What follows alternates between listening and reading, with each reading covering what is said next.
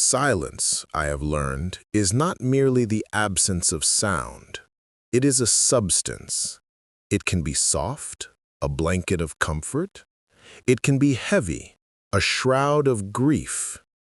And when shaped by patience, it can be hard and sharp as a shard of obsidian, waiting for the perfect moment to be driven home. I held my silence now, a smooth, cold stone in the palm of my mind, as Brad's voice cut through the warm, gravy-scented air of my dining room. "So, Henry, I was reading this article," Brad began, leaning back in his chair as if holding court. His fork, speared with a perfect piece of my daughter's rosemary turkey, gestured vaguely in my direction. "They're saying that cognitive decline can start as early as 60. 60! Can you believe that? Luckily, with all the new nootropics and brain training apps, our generation might be the first to really combat it." He smiled, a brilliant, white, orthodontically perfected smile that never quite reached his eyes. They remained the cool, assessing blue of a glacier. My daughter, Sarah, shifted beside him. I saw the minute flinch, the almost imperceptible tightening of her fingers around her wineglass. She was a sparrow caught in the shadow of a hawk, and my heart ached for her. "I'm 73, Brad," I said, my voice even. "A teacher addressing a particularly pompous student. I think we're well past the starting line for that particular race." He chuckled, a sound like pebbles rattling in a tin can. "Exactly my point. You've got to be proactive. Sarah, remind me to get your dad a subscription to that Lumosity app for Christmas. It's like CrossFit for the cerebellum." He winked at me. "We'll have you solving puzzles like a Stanford undergrad in no time."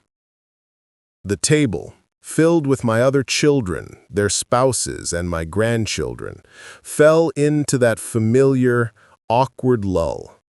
My eldest son, Michael, studied his plate with sudden intensity. His wife, Lena, took a swift, deliberate sip of water. They were good people, my family. They loved me. But Brad was a force of nature, a whirlwind of condescending charm and modern jargon that left them disoriented. To challenge him was to invite a torrent of confidently delivered, semi-accurate information, a battle of wits where he was, by his own declaration, always the unarmed man. I simply smiled, a small, closed-lipped smile. I let his words wash over me, not as an insult, but as data. I was collecting data, as I had been for the 5 years since he'd married my Sarah. Each barb, each veiled jab about my age, my quaint house, my analog life as a retired history teacher, was another entry in the ledger. Survival, he'd once asked me, mocking my pre-internet childhood. How did we survive? We survived by learning how to think. We survived by understanding cause and effect, by reading the subtle languages of human expression and the cold, hard logic of systems. We survived by knowing that a river looks calmest just above the falls. My survival now was a quieter thing. It was the survival of dignity. And I was a patient man. Patience is the luxury of the old. We have already seen so many seasons change. We know another is coming. "The brain is a remarkable thing," I said, deliberately not looking at him, instead addressing my grandson, Liam, who was sitting diagonally across from me. At 14, Liam was caught in that awkward space between childhood and adulthood.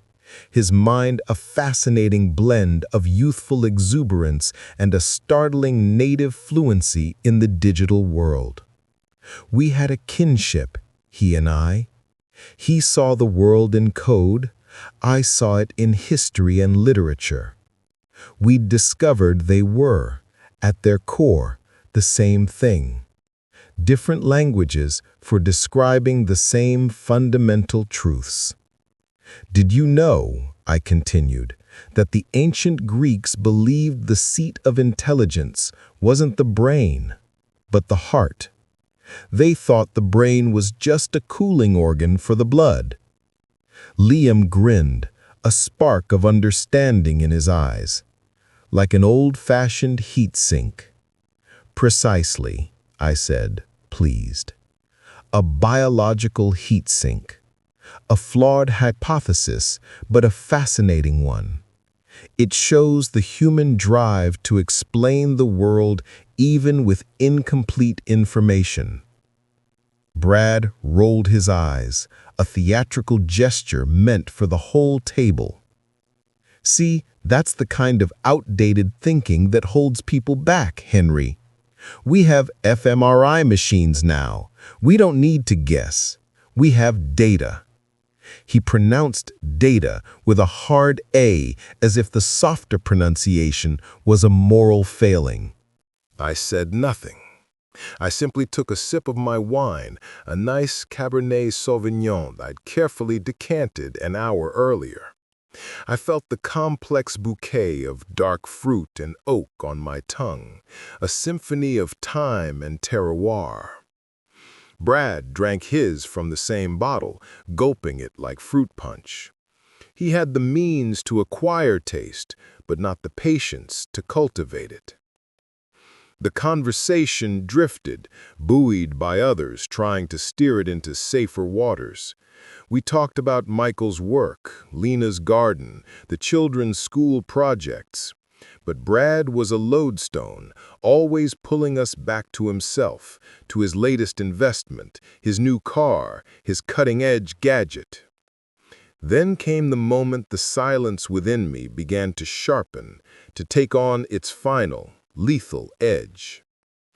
We were discussing the upcoming family holiday raffle, a tradition dating back to when Sarah was a little girl. Every December, the entire extended family, aunts, uncles, cousins, pooled money, usually $50 a person, and one person was tasked with organizing a fair, blind draw. The winner took home a lump sum, a little Christmas bonus. It was never about the money. It was about the ritual, the shared anticipation, the gentle, silly thrill of chance. My wife, Eleanor, had been the raffle's longtime custodian. She had a knack for theater, my Ellie. She'd use a beautiful ceramic bowl, write the names on elegant slips of paper, and have the youngest child draw the winner with a flourish. Since she'd passed 2 years ago, the duty had fallen to me. It was my way of keeping a piece of her alive in our traditions. "Oh, the raffle," Brad said, a smirk playing on his lips. "Still doing the whole names in a hat thing? That's adorable. It's so hands-on." "It's tradition, Brad," Sarah said softly, a plea in her voice. "Traditions can be upgraded, sweetheart," he said, patting her hand. "We live in the 21st century. We have algorithms for this. I could whip up a randomizer app in 5 minutes. It would be completely transparent, totally fair, no questions asked." He let the last phrase hang in the air, a subtle poison. No questions asked. Implying that my method, Ellie's method, was somehow open to suspicion. I felt a hot, sharp pain behind my sternum, a quick, furious stab of grief and anger. He wasn't just mocking me, he was tarnishing a memory of the woman I had loved for 45 years. My knuckles were white on the stem of my wine glass. I had to consciously will my fingers to relax. And then he delivered the line that I knew, with a cold, certain clarity, would be his undoing. He looked around the table, his gaze sweeping over my children, my grandchildren, and finally landing on me. His voice took on a tone of mock seriousness, the kind used to humor a child. "No offense, Henry, but sometimes I think old folks like you should leave these kinds of decisions to people who actually understand the modern world, for the sake of efficiency." The room froze. The gentle clatter of cutlery ceased. The soft background jazz from the living room speaker seemed to swell, then fade into a throbbing silence. All eyes were on me. Sarah had gone pale. Michael looked like he wanted to throw a punch. Lena placed a restraining hand on his arm. I saw it all in that moment. The flinch of shame on my daughter's face, the anger in my son's, the wide-eyed confusion of the grandchildren. And Brad, sitting there, so utterly pleased with himself, so confident in his own superiority that he couldn't even see the damage he was inflicting. This was no longer about me. This was about my family. This was about the ecosystem of our shared history, which he was trying to bulldoze to build a monument to himself. The stone of my silence was now a blade, and I knew exactly where I would plant it. I took a slow, deliberate breath. I could feel the weight of my 73 years, not as a burden, but as ballast. I had stood in front of classrooms of hormonal, rebellious teenagers for 4 decades. I had navigated faculty politics, angry parents, and budget cuts. I had held my wife's hand as she took her last, ragged breath. Brad's petty insults were a gust of wind against a mountain. I smiled. It wasn't the tight, pained smile I had forced before. It was a genuine, almost serene smile. A teacher's smile when a difficult lesson finally clicks into place for a student. "No offense taken, Brad," I said, my voice calm, a deep, still pool. "You're probably right. The modern world is your playground." The tension in the room broke like a wave receding. There were nervous chuckles. People looked down at their plates. Embarrassed for me, I suppose. They thought I was conceding.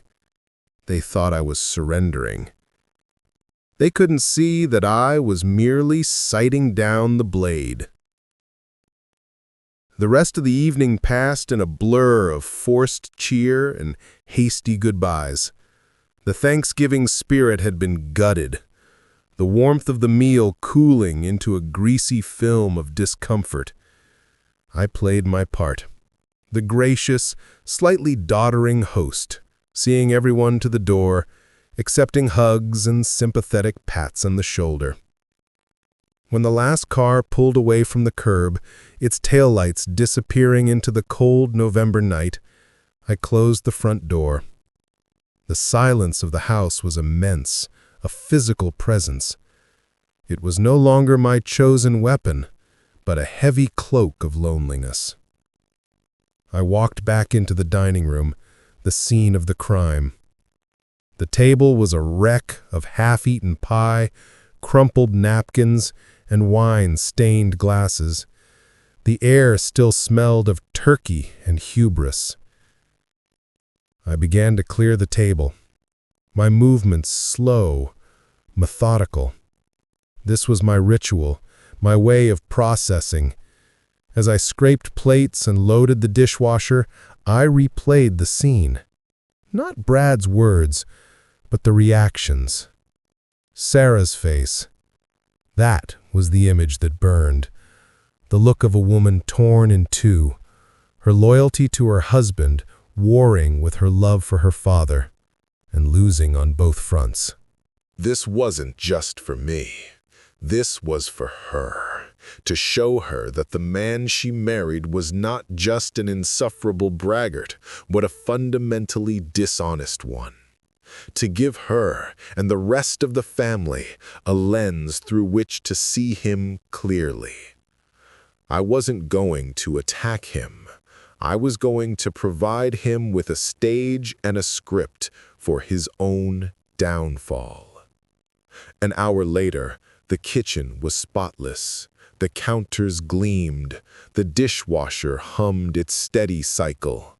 I poured a finger of amber whiskey into a heavy crystal tumbler and walked into my study. This was my sanctuary. Floor-to-ceiling bookshelves groaned under the weight of history, philosophy, and literature. A large oak desk, scarred by decades of use, stood proudly in the center. On it was a framed photograph of Eleanor, her smile forever frozen in a moment of pure, unguarded joy. I sat in my worn leather armchair, the one that had molded itself to the shape of my life, and took a sip of the whiskey. It burned a smooth, welcome path down my throat. All right, Ellie, how do we handle this one? In my mind, I could hear her laugh, a light, musical sound. Oh, Henry, you already know. You're at your most dangerous when you're quiet. She was right. The plan was already forming, not in a flash of inspiration, but like a theorem being proven, step by logical step. Brad's greatest weakness was his vanity. He needed to be seen as the smartest, the most capable, the most modern. He couldn't resist an opportunity to demonstrate his supposed superiority. I would give him that opportunity. I would hand him the very thing he had mocked and let his own ego corrupt it. The raffle. I wouldn't fight him for it. I would gift it to him. The next morning, I called Sarah. I could hear the tension in her voice. "Dad, about last night, I'm so sorry. Brad can be... He doesn't always think before he speaks." "It's quite all right, sweetheart," I said, my tone warm and reassuring. "He's young, he's enthusiastic, and you know, he may have a point." There was a stunned silence on the other end of the line. What? "About the raffle," I said, layering a touch of weary resignation into my voice. "It's getting harder for me to keep track of all the names and the paperwork, and, well, it reminds me so much of your mother. It's a bit painful, if I'm honest. Perhaps it's time for a change. Perhaps Brad's algorithm is the way to go. It would be one less thing for this old man to worry about." I was laying it on thick, painting myself as the tired, grieving old man ready to pass the torch.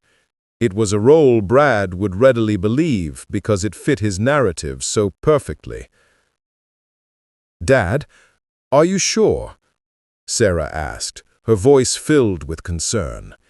"You love doing the raffle. It's your thing now." "I'm sure," I said, injecting a note of finality. "Why don't you suggest it to him? Frame it as you wanting to spare me the trouble. I think he'd appreciate that." I was manipulating my own daughter, and a pang of guilt shot through me. But it was a surgeon's cut, necessary to remove a cancer. She had to be an unwitting participant for this to work. As I'd predicted, Brad seized the opportunity with the gusto of a conquering hero. Sarah called me back that evening, her voice a mixture of relief and amusement. "You were right, Dad. He lit up like a Christmas tree. He's already talking about the optimal randomization protocol he's going to use. He said, and I quote, 'It's about time we drag this family into the digital age.'" I smiled, a thin, cold smile. "Excellent. I look forward to seeing his protocol in action." Phase 1 was complete. The hook was set. Now I needed to understand the nature of the bait. I needed to know exactly what kind of algorithm a man like Brad would use. A week later, Liam came over for one of our regular Saturday afternoons. These were our traditions. I would make us grilled cheese sandwiches with a suspiciously gourmet cheese he pretended to hate but always finished. And he would show me the latest video game or piece of code that had captured his imagination. It was a trade. I gave him context. He gave me a window into his world. Today, as we sat in the study, the winter sun casting long, lazy shadows across the floor, I broached the subject. "Liam," I began, leaning forward, "your Uncle Brad is handling the family raffle this year." Liam rolled his eyes. "Yeah, I heard. He won't stop talking about it. He's using some super high-tech app he found." The air quotes were audible. "An app?" I asked, feigning ignorance. "Not a website?"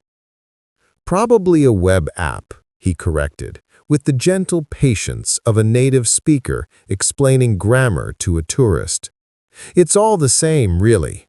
It's just a program that runs in a browser." "And how does one ensure such a program is fair?"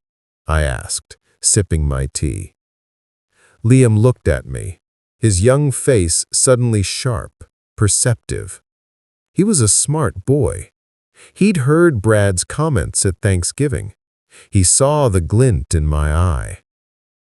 "You can't, really. Not unless you can see the source code." "The source code?" "The instructions," he explained. "The behind-the-scenes text that tells the computer what to do. For a website, you can usually just right-click and view the page source. It's all there in HTML and JavaScript." I let that hang in the air for a moment. And if someone were inclined to tilt the odds in their favor? A slow grin spread across Liam's face. It was the same grin he got when he was about to beat a difficult level in a game. Then they'd have to edit the source code. But anyone could see that. It's like if you were drawing names from a hat, but you wrote your own name on every single slip of paper. It would be obvious if anyone looked in the hat. "I see," I said, nodding thoughtfully. "So, the integrity of the system relies entirely on the honesty of the person who controls the hat." Exactly. I looked at my grandson. This was the moment of trust. "Liam, when Brad does his little presentation at the Christmas party, would you be so kind as to have your laptop ready? I have a feeling we might need to take a look inside the hat." His eyes widened, then sparkled with a delicious sense of conspiracy. He was in. He understood this wasn't just a petty squabble. It was a lesson in justice, a real-world quest. "Absolutely, Grandpa," he said, his voice dropping to a whisper. "What should I look for?" "I don't know the technicalities," I admitted, "but look for his name. If the system is truly random, his name should be listed only once, along with everyone else's. If it's not, well, You'll know what to do. We had our pact. The trap was set. All that was left was for the prey to walk into it of his own accord. December arrived, wrapping the world in a crisp, cold blanket. The Christmas party was to be held at Michael and Lena's house this year, a spacious modern home that Brad always referred to as sensible, if a bit suburban. The air was thick with the scent of pine needles and cinnamon, and a towering tree twinkled in the corner, a galaxy of tiny colored lights. The family was all there, the buzz of conversation a happy hum. But beneath the festive surface, a current of anticipation thrummed. Everyone knew about the raffle. Everyone knew Brad was running it. And everyone remembered Thanksgiving. Brad was in his element. He moved through the room with a proprietary air, his phone held aloft like a scepter. He was dressed in a ridiculously tight-fitting Christmas sweater that I suspect was meant to be erotic, but just looked uncomfortable. "The moment of truth approaches, everyone," he announced, clapping his hands together. "Time to leave the dark ages of paper slips and enter the era of digital destiny." A few people chuckled nervously. Sarah stood near the fireplace, her arms crossed tightly over her chest. She looked like she was waiting for a bomb to go off. I settled into a high-backed armchair near the Christmas tree, a position that gave me a clear view of the entire room.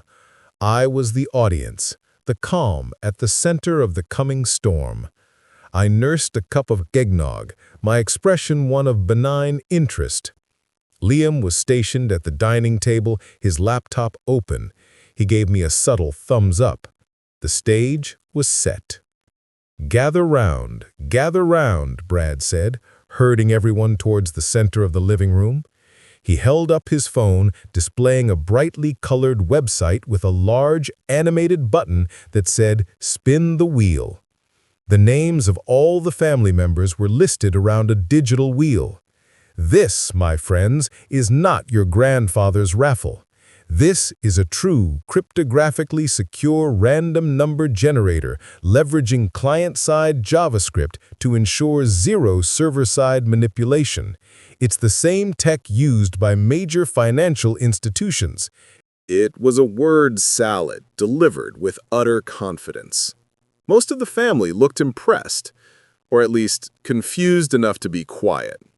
Michael shot me a look that said, "Can you believe this guy?" I responded with a slight, almost imperceptible shrug. "The integrity is bulletproof," Brad continued, puffing out his chest. "The moment I hit this button, the fate is sealed in the digital ether. No take-backsies." He was preening. He was so focused on his performance, on being the brilliant technocrat, that he had become blind to everything else. He didn't see Liam, fingers poised over his keyboard.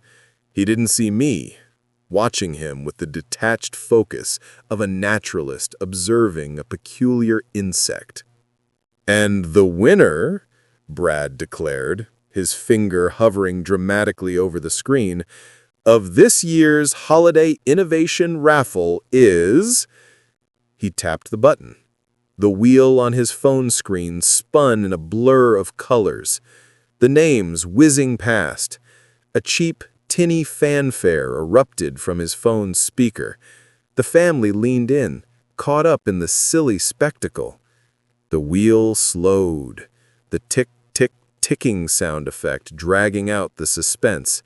It drifted past Michael's name, past Lena's name, past Sarah's name, and with a final, decisive click, it landed on Brad.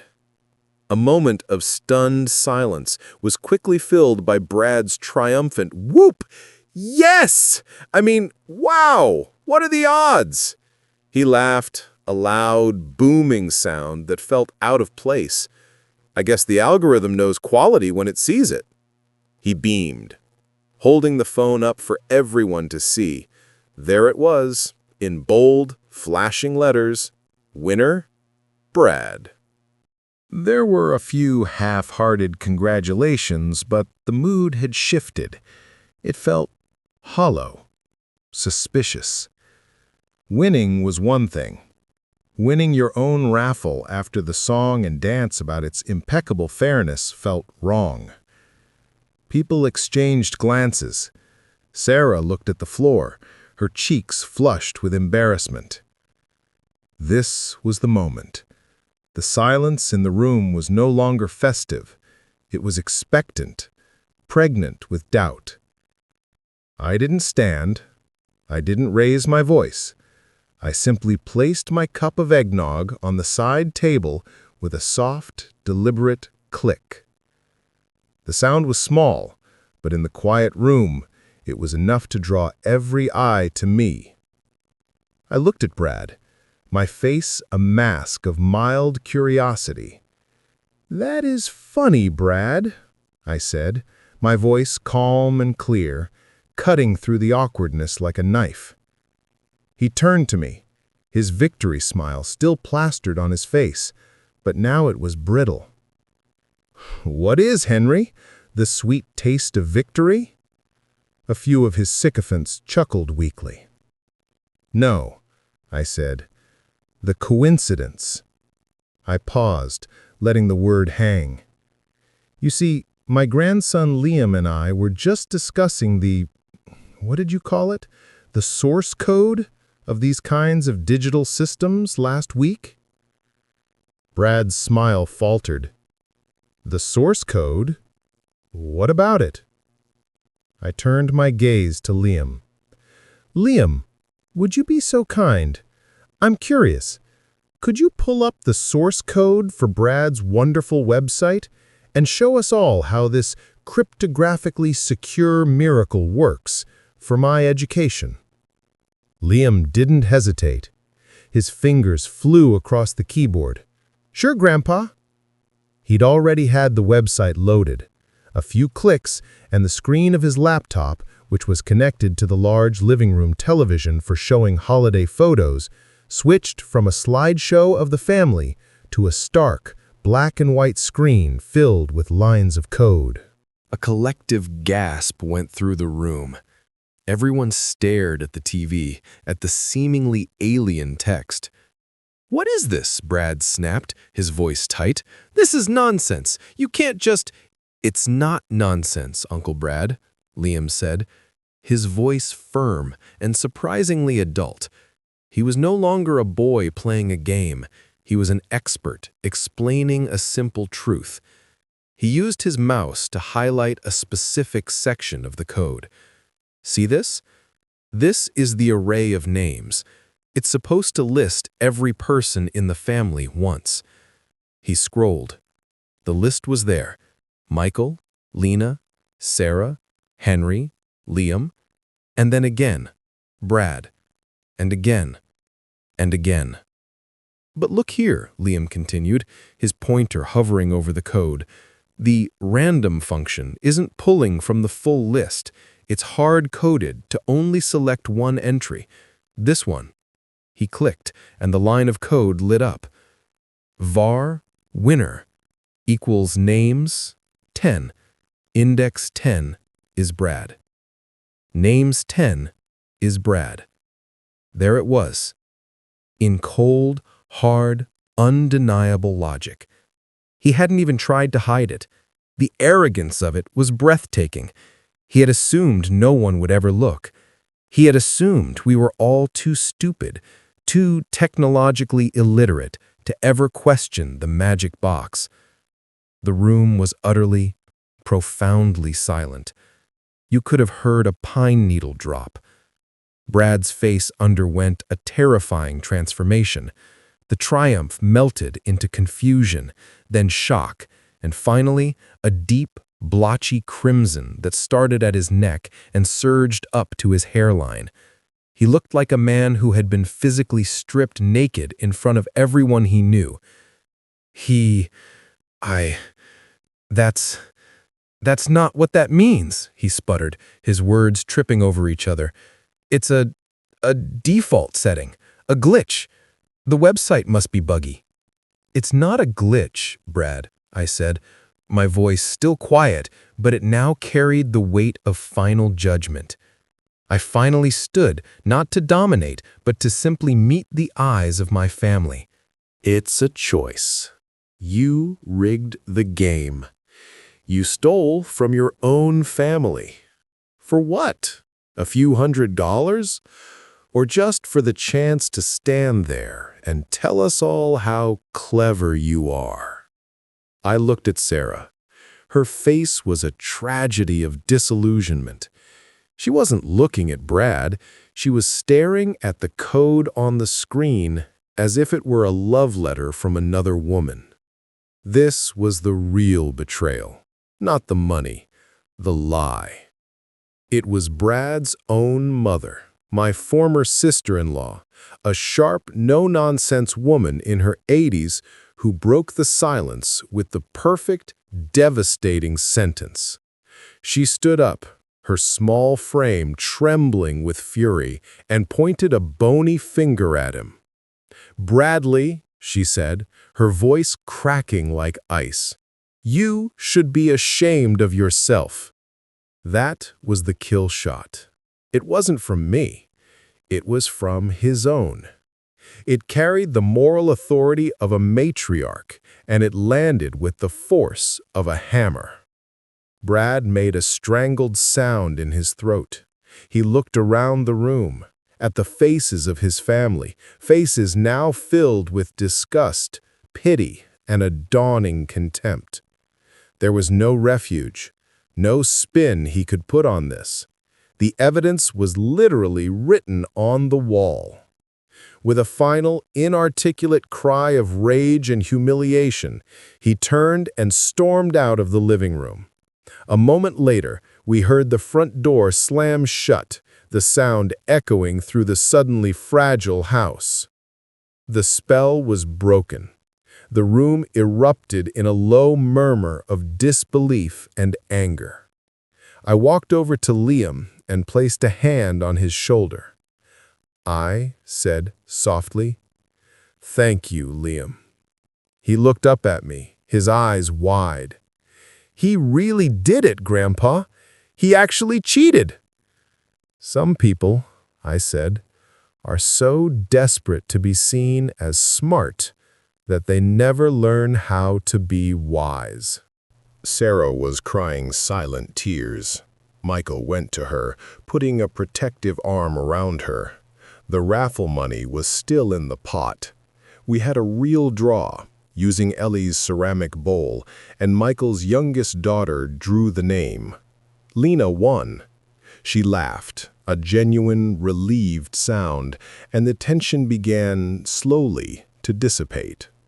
We had one of the best raffles in years, not because of the money, but because of the restored sense of justice.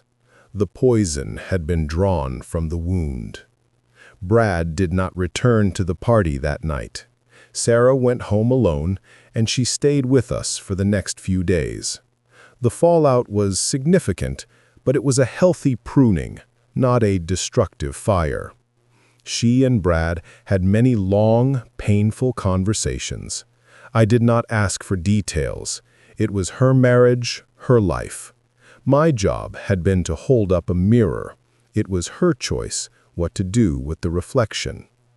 She decided to go back to him, on one condition: he attended couples counseling. He agreed. Desperation is a powerful motivator. Family gatherings changed after that.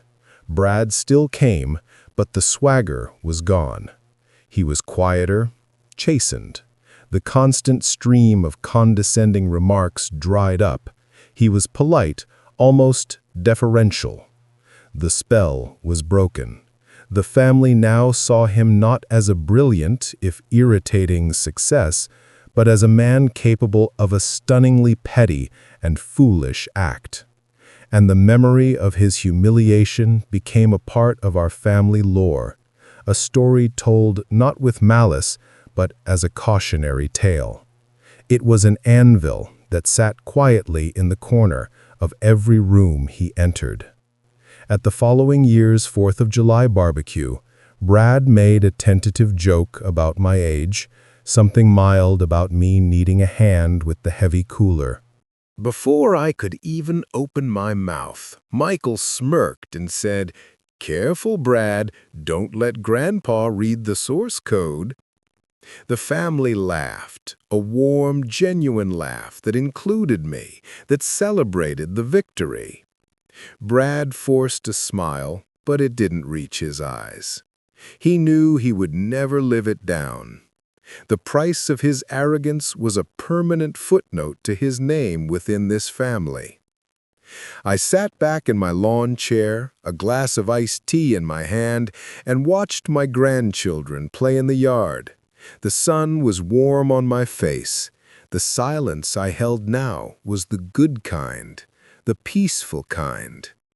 I had taught my last, most important lesson. It wasn't about history or literature. It was about the timeless nature of character. You can have all the modern tools, all the flashy apps and slick jargon in the world, but they are worthless without a foundation of integrity. And you should never, ever underestimate the quiet man in the corner. He's often not out of touch. He's just waiting for you to make a mistake he saw coming a mile away. Sometimes the sweetest revenge isn't about shouting your victory from the rooftops.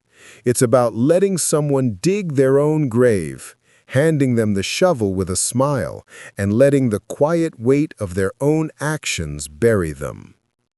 I hope you enjoyed this story of quiet strategy and karmic justice. It makes one wonder, what's the most unexpected plot twist you've ever witnessed in your own life?